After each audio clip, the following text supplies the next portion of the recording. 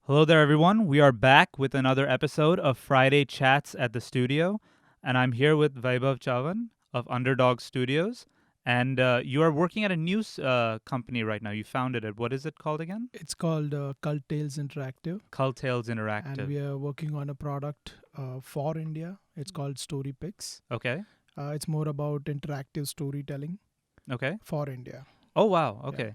So I think at the end of this episode, you and me are going to be talking about something. sure. Let's start kind of at the beginning because your podcast is called the Gaming Podcast by Underdogs, Yeah, and you also have the Great Indian Gaming Podcast. yeah.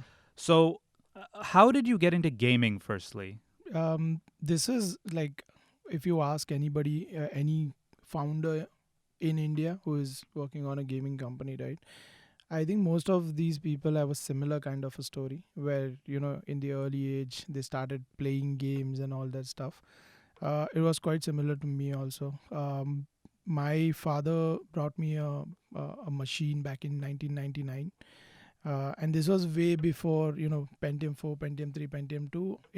The machine was 386 okay, with 8 MB RAM, right? okay. So So it was, yeah, yeah. so it was really an ancient machine, I would say. Mm-hmm. And I used to play Dangerous Dave, Wolfenstein 3D. Yes, Dangerous Dave. My Yeah, God. yeah, that's the first game that I ever played, Dangerous Dave, Yes. and I was so hooked to that game. Then somebody just gave me Prince of Persia and all those games, the one, two, the first versions, and those were in those floppy disks. Mm. Yeah, I still remember the for Dangerous Dave on MS DOS CD dot yeah, dot yeah, and yeah. then CD dare and then the game start. I Exactly. still remember the code for that. That was the best, I think, ASMR that we felt during our Yes, yes, age, because you just do that and you hope that the black screen would change into that first logo of the game, yeah, and then the chip tune music comes in, and then the game starts, right? yeah. So it was damn cool. So I started playing games on that machine. It was a black and white machine, but I also I didn't know that I was doing something which would eventually get converted into my profession, because I was designing characters in paintbrush. So Oh, it was okay. it was it was a chaotic thing that I was doing, like pixel by pixel. I used to zoom it out, Ooh, zoom in and do it pixel by pixel and create characters. Then I used to write a background story of that character, the whole life story of that character and the world around it.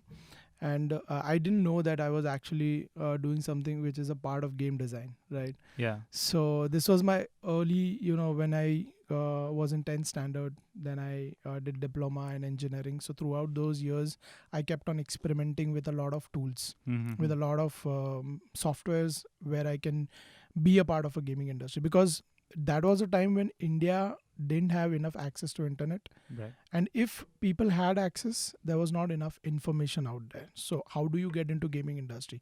Nobody knew, right? And typical families in India, they just thought gaming is like the waste of time, right? Yeah. So what I did was I tried and explored a lot how to get into the gaming industry and all that. But after every research that I did, there was one conclusion, that I don't know about the other parts of how a game is made, but there's always these 3D characters involved in the game that I knew, right? Right. So I decided to work on some tools which can help me create those 3D characters, so that eventually I can work in a gaming industry where I actually can create 3D characters in the game, Mm-hmm. right? So that was my plan, right? So I started working on these softwares, experimenting consistently, practicing these Maya, 3D Max, you know, hoping that someday I would become a 3D artist, right? Yeah.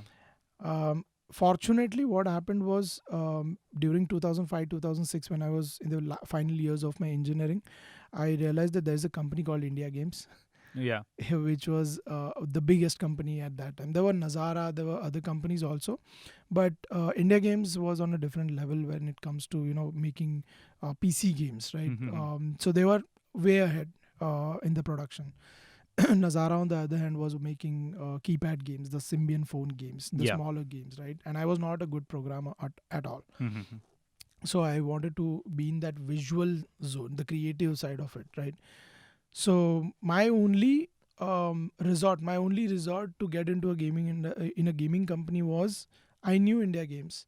So my plan was, once I finish engineering, the last day of my college, I'll go and sit outside India Games for a whole day. Whoever comes out of India Games, I'll just talk to him and I'll ask him what should I do to get inside this company. Right. That was my plan. That was my ultimate plan, because I had no information how to get in the Right. company, right? So fortunately, what happened was, just before, a week before my college ends, I saw some article that India Games is hiring intern game designers. I Hmm. just applied and I got the job. Nice. And the interviews and all that, everything that I gave was so crap that today, if I was the interviewer, and me 15 years back sitting in front of me, like, I would have rejected that guy in just 5 minutes, because I spoke all kind of crappy things in the interview. But I think they just saw that I was passionate enough to um get into this industry and do something good out of it. So they just gave me an opportunity, which then I converted into, but probably my whole journey started with that one job. Nice. And honestly, it sounds, because what you were saying, you wait outside, and it's actually nowadays everybody's telling you in when you're doing the job interviews, they're like, before you go, you do that. You just meet them for coffee, or Yeah, meet them for lunch, or just go to the office one day and just follow them around. It's like now this is like common practice, but yeah. back in the day it was like a That weird thing. was like the last option. Level one. Yeah, yeah, So, and that's something I noticed, is that you're talking about PC games, right? Which is obviously back in the 2000s, that was the most popular way of gaming. yeah. But now everything is on console, everything's on PlayStation, everything is on Xbox. But I think, or at least what I've seen, is that Indian companies are still designing for mobile games or for PC games. Yeah.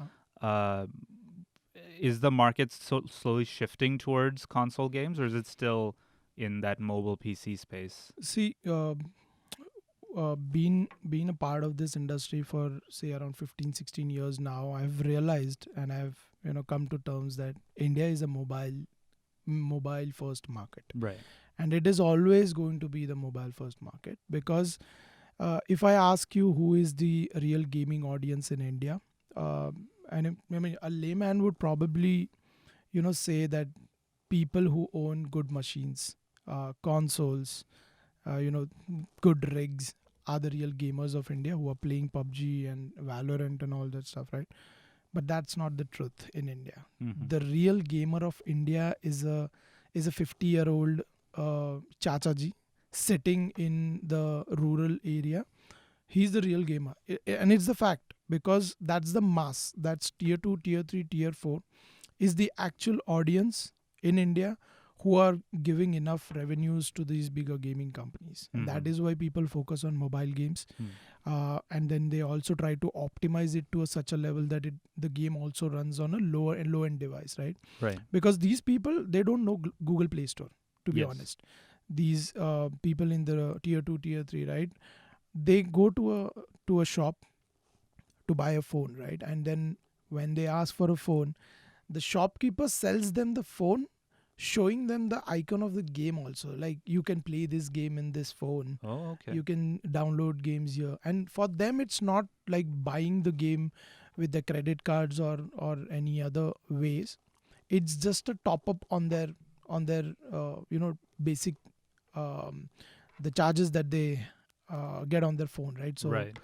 it's like, if they are paying around 50 rupees for a month of postpaid on their phone, right? They just spend 5 more rupees to play that game for a whole month. Yeah. So that's the real audience in India. And I think, because the usage, the penetration is increasing every day, it will always be mobile first. And probably next 5 years, India would be the number one in mobile gaming industry. Okay. But uh, like you mentioned, right, there are a lot of uh, younger developers, who are attempting really big at this moment, Hmm. who are attempting double A games also. Triple A is way too far in India. So, I mean, at this point, that's something that only bigger companies, if they decide to go on that journey of making a triple A game, because the amount of money that is required Yeah. is huge, right? And the mid layer developers like us, for example, at Underdogs, right? We would never be able to make a triple A at this stage, right? So people are attempting indie and double A games for sure, Hmm. and they are attempting really big. There, someone is making a clone of Oh GTA wow. in a Mumbai zone. Nice. We at Underdogs are making a game called Mukti, Mm-hmm. which is on human trafficking, Oh wow. and it's a blend of first-person exploration Mm-hmm. on PC and console, plus plus the videos. Hmm. So all the cutscenes that you'll see in the game are shot with actual actors. Oh wow. Okay. So probably a Manoj Bajpayee would be playing the lead of this particular story. Okay. So we haven't yet gone to that level, Right. but the whole structure that we are building and the amount of money that we are just accumulating to build this, we are at a position that in next 18-20 months we'll be out with this game. So like us, there are hundreds of developers who are attempting really big and good stuff. Hmm. So PC and console has picked up really good. I wouldn't say the market would shift to that PC and console, because mobile is always going to be the first preference for all the developers. Sure. But we'll be getting some very, very, very good games on global map in coming 3-4 years. Nice. And just for anyone who might not understand the gaming lingo you used, what is what is a double A game? What is a triple A game? See, there's no, to be honest, there's no specific definition or a full form for these kind of things. It's just that it's a combination of all the aspects. Mm-hmm. In terms of when you say, right, it's an A graded quality, right? A Okay. graded quality in visuals. So having that combination of good visual qualities, top notch, the audio, a great tech team working on it, and a huge funding when it comes to building that game, right? Yeah. Indie is something where people are actually experimenting with a lot. So if you ask me, it's commercial versus artistic stuff, Right. right? Wherein someone is making a movie for with say Salman Khan for the mass of India, versus somebody is making a very niche specific movie which can go to Cannes, Hmm. right? So that's the difference. Okay. Got it. And so because with the games that I've seen, in fact, I was on the train one time between Nasik and Mumbai, and I saw this family. They were the kid was playing, a racing game on his phone, and most of the games are very. I don't want to use the word simple, but they're racing games or they're shooting games or they're games with a very kind of simple goal. You kill someone or you win the race or whatever. But I've also noticed that on mobile games, there are more complex games, like story-based games and Yeah. things like that. Uh, are those things that are being worked on as well? In India, yeah, for Yes. sure. But again, the percentage of developers is less, right? Because if you look at the Indian audience, they would not be interested in playing these games. Okay. These games are premium games. Hmm. Games like if you know a game called Monument Valley, which worked really well on Apple App Store. It's not from India, but it's a very artistic, story-driven game. I think it was around $5 game, Hmm. but the overall gameplay was just 2 hours. But people played it because these kind of games are loved by a certain Yeah. niche audience. But if you try to make something like that for India, it wouldn't work at this point of time, Okay. because people like simple stuff. Because see, the audience in India is still 5 years behind the Western markets, right? Okay. And they are now getting used to all these mechanics. Hmm. People 5 years back, people were not even aware of of different kinds of mechanics. What is an FPS? What is a a racing game, what is and why this has happened. I'll tell you one great reason that Indian audience started adopting new games, because of the streamer community in India. Mm-hmm. These younger streamers who are streaming games on their YouTube channels, right?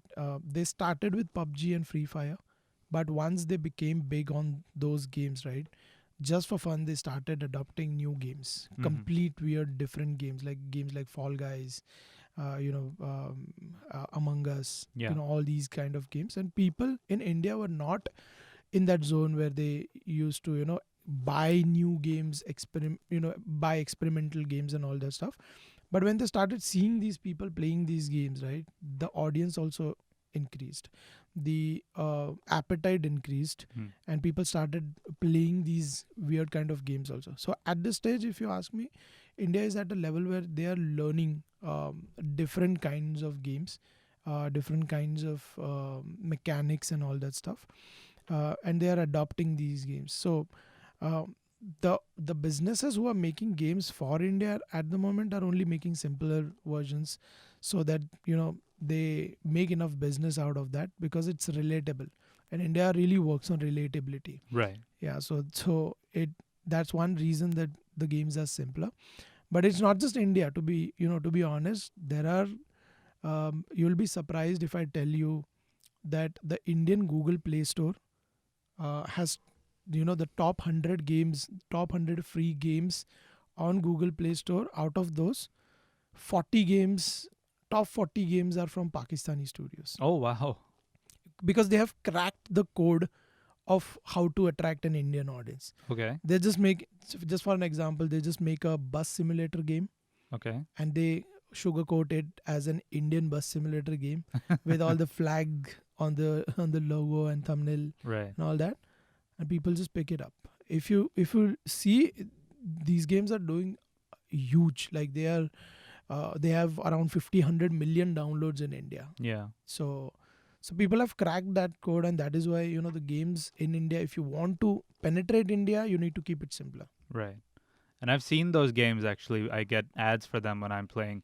They all have the same kind of marketing strategy as well. They show someone playing the game really badly, Yeah. and it's just like it makes you think I could do it better, so I'm just gonna get it now and do Yeah, it. yeah, that's one of the biggest hack that hyper casual companies cracked, Yeah. because hyper casual is these are very simple tap kind of games, right? Yeah. And hyper casual business is more of like a trading business. We really call them as a trading business, because what their strategy is, they don't spend, because we've also worked in hyper casual for 2 years.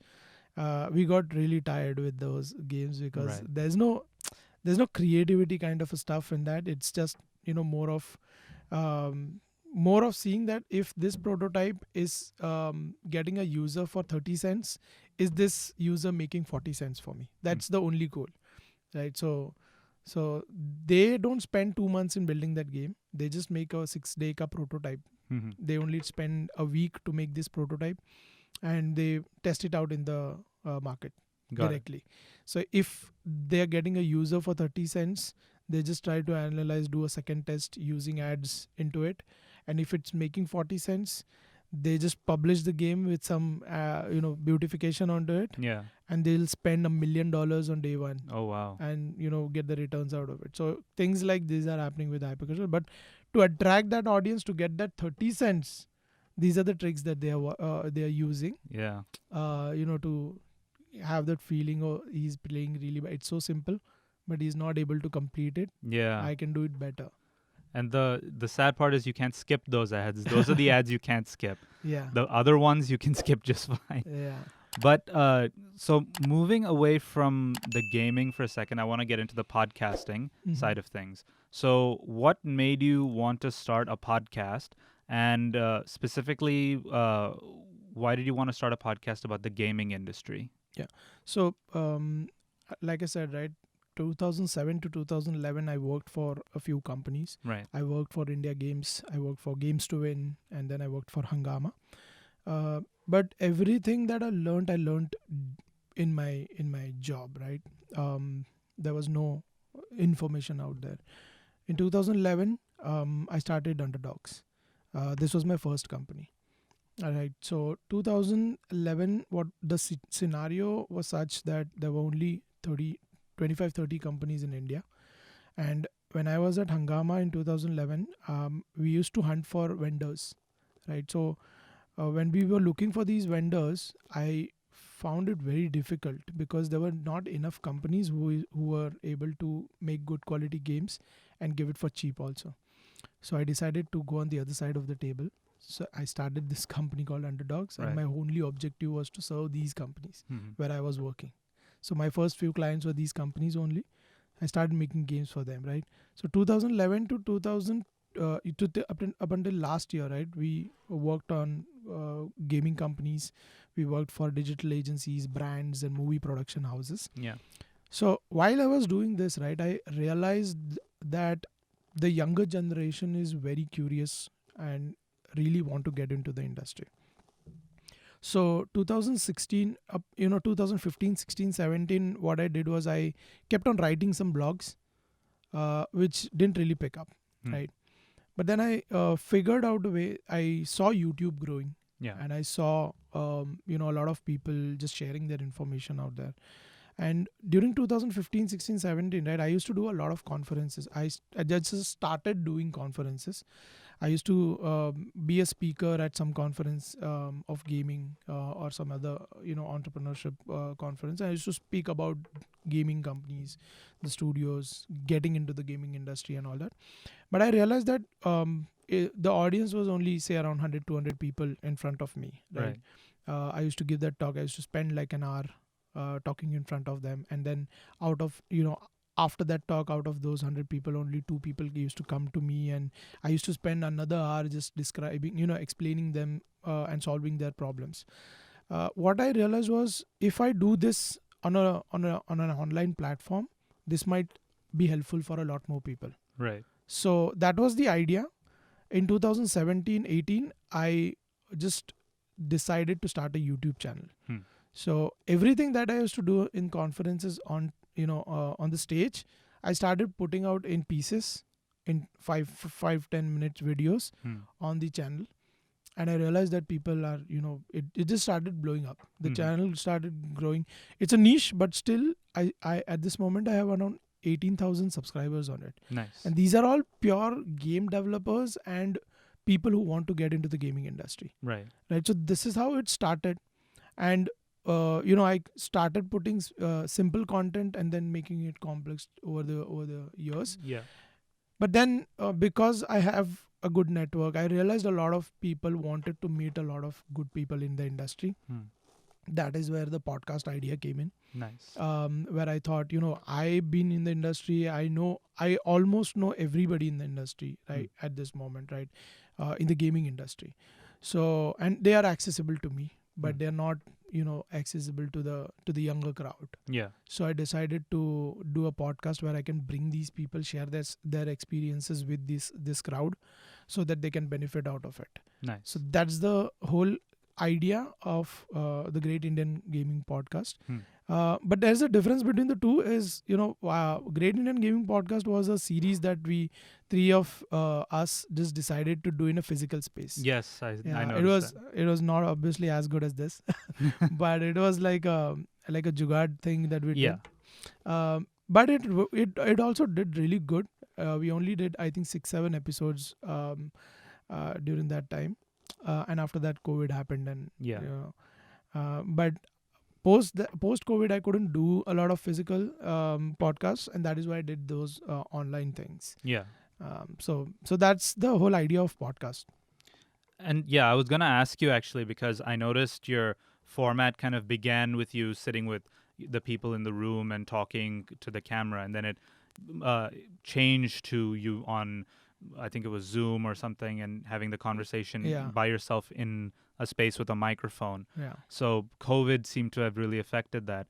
But you mentioned that you came to podcasting by noticing it on YouTube. Yeah. Now, obviously, because for us, we're an audio-based company, so YouTube is not something we really lean towards Mm-hmm. because for us, podcasting is just two people like this sitting across from each other and talking. Yeah. And on a video, it seems like something that would be very boring to watch. But just from your perspective, what is the benefit of putting a podcast on YouTube with video as well, compared to just being audio?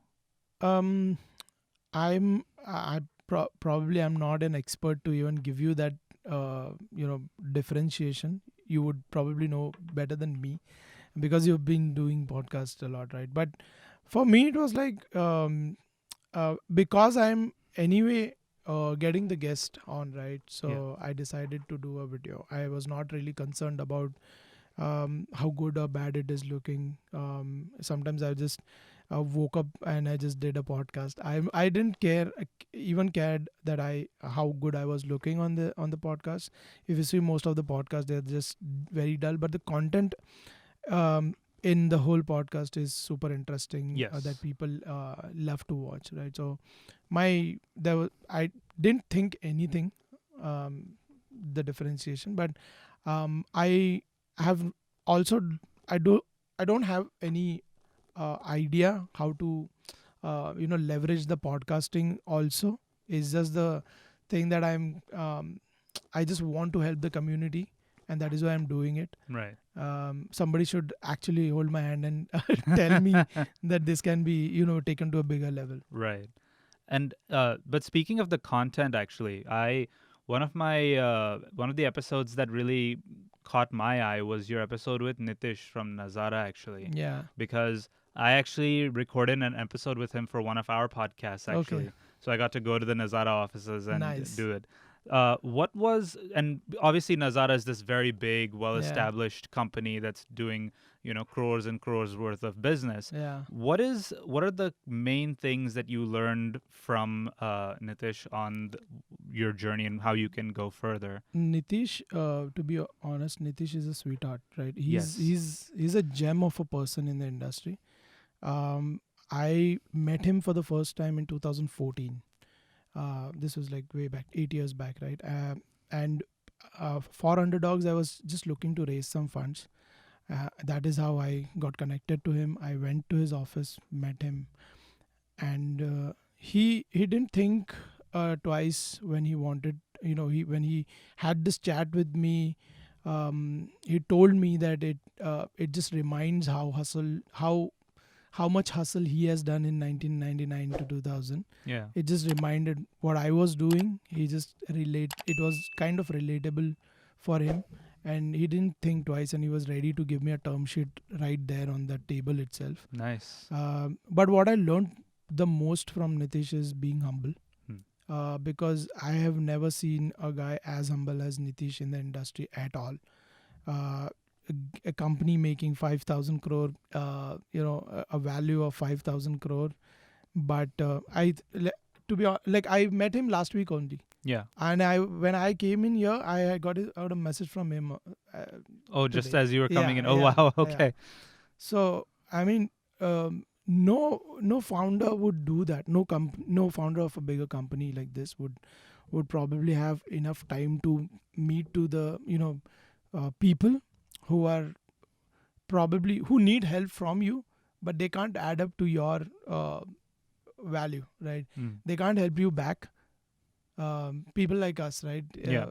But he takes time. He figures out his own schedule, and he meets people like us to even learn more things about the industry. Nice. So being humble and having that humility is something that I've learned a lot from him.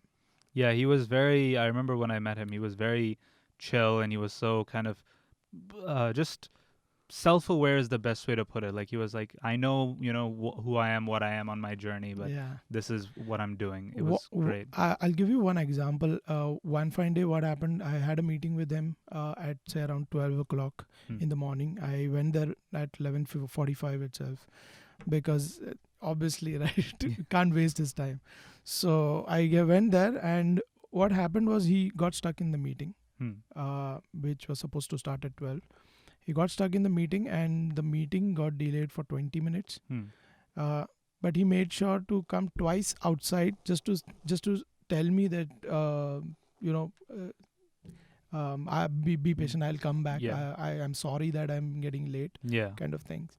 And this is when I was not even anything. Yeah. This was back in 2015-16. Yeah. So some, these are few qualities that you see in a person and you say, why is he even doing this? Why there's no need for him to be that humble with a person like me who has just started in the industry, right? But that's Nitish. Yeah. And that's, I think, how you build that community as well.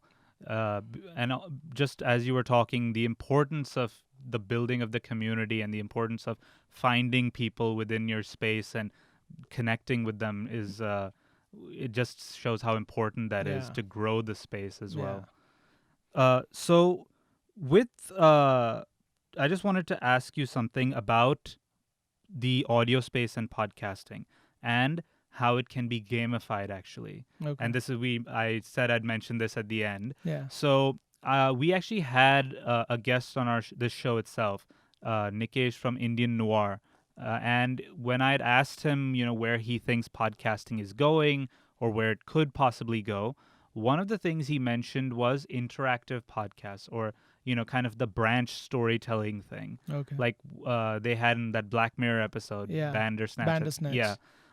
So I just wanted to get your opinion on, do you think that is something that could work in terms of, this branch storytelling? Do you think people would go for something like that in India? 100%. I believe it because see, the idea of story picks also started with that one goal.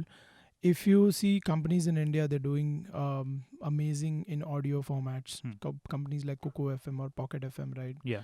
There is a company called Pratilipi who is Yes. into text-based storytelling, right? Yeah. And it's UGC, so a lot of people just put their own stories on Yes. the platform.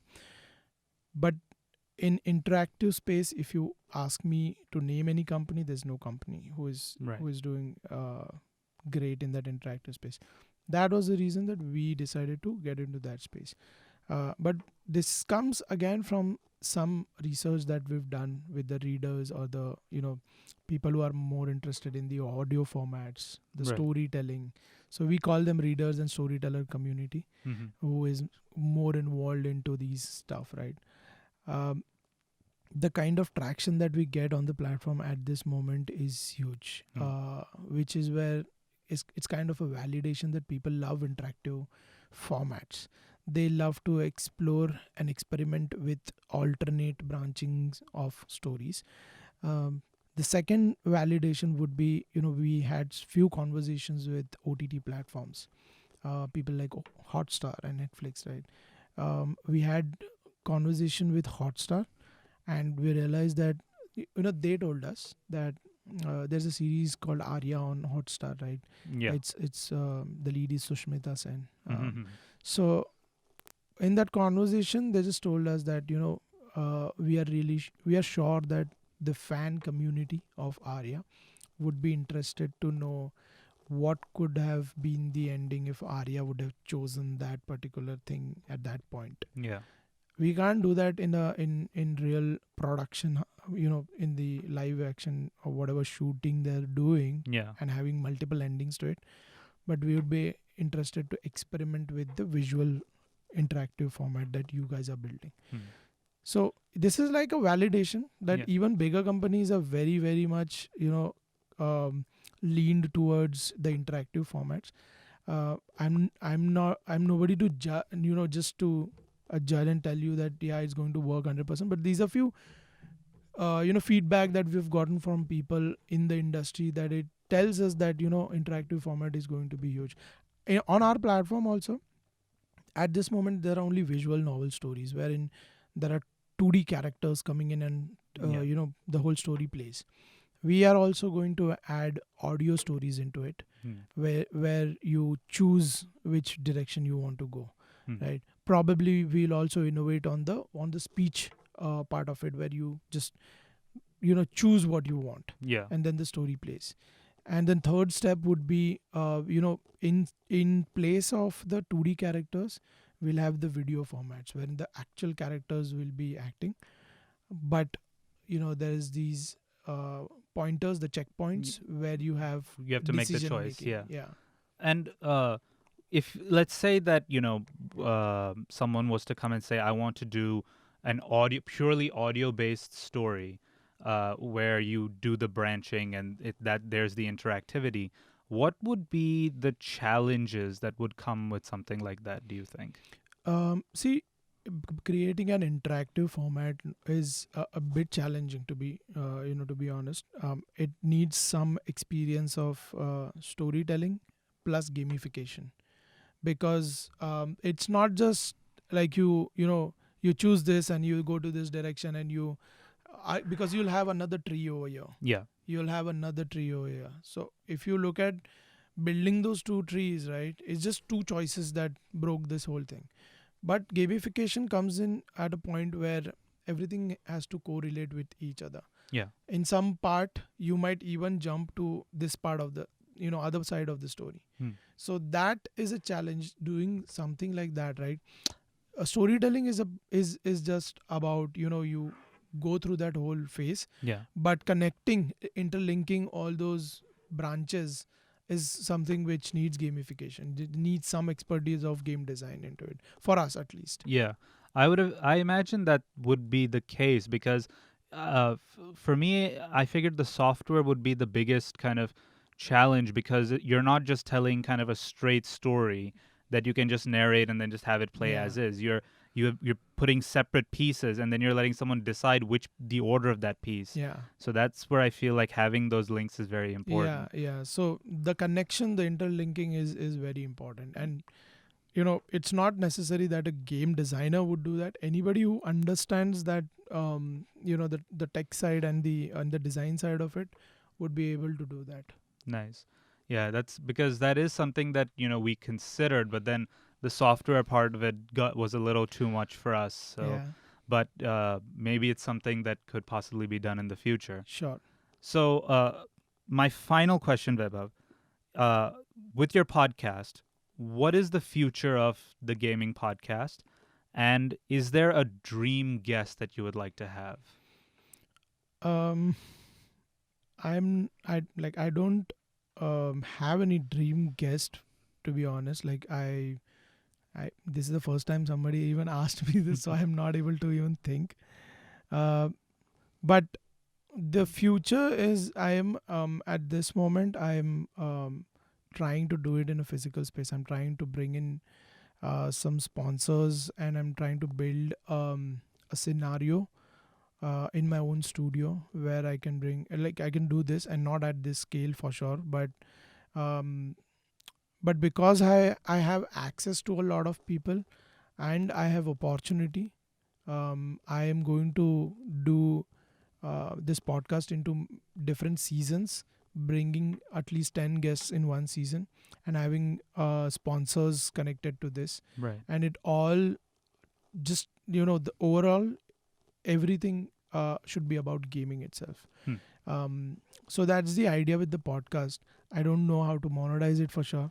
I am just doing it because I'm very keen to do that, and I think I am the only one doing it in the game development scene, because there are not enough channels out there who are specifically focusing on that game development side of the industry, right? Yeah.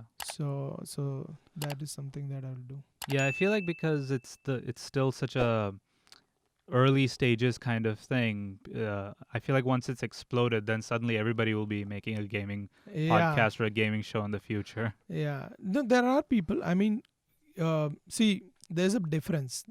Gaming, when you say gaming, right? Hmm. Gaming is divided into two parts. One is playing games. Yeah, Another the one playing is games and the talking about the industry and the making making games, of games. the development side, Yeah. right? There are people who are doing on the gaming side. I think Yes. there's MythPad who is doing on Spotify. There's another. I think Dynamo is also started. Is like, I think Spotify is having a deal with Dynamo to do a proper gaming podcast Yes. where he'll probably bring the gamer community, the esports community on it. Yes.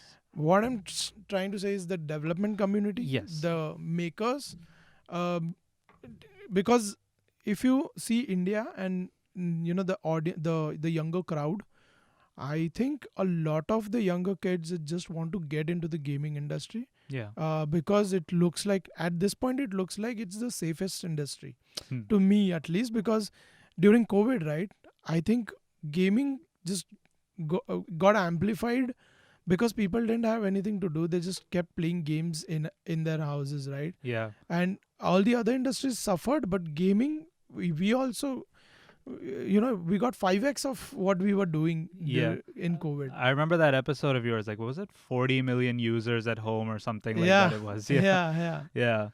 So, but yeah, honestly, that is what I meant. Like the gaming development side of Yeah. things. Esports, I think, is taken off like nobody's Yeah. business. But the development side is still kind of early doors. I Right, think. Yeah. right. So that is where I'm saying there's nobody who's actually doing it in a very structured manner or a good quality content out there. So I'm just trying to do that and be the first in that sector. Right. That's my that's my tiniest goal that I have.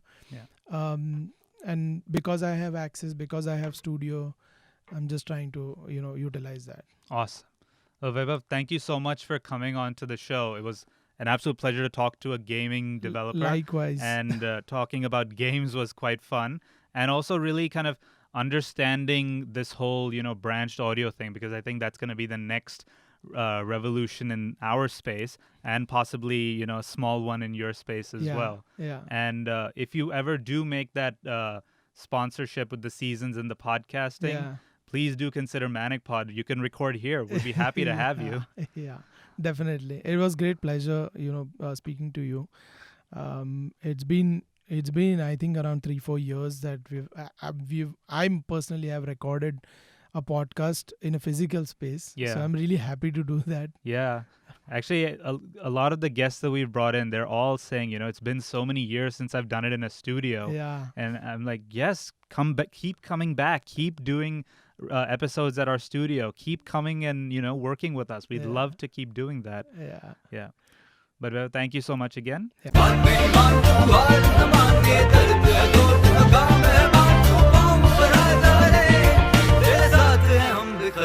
मेरी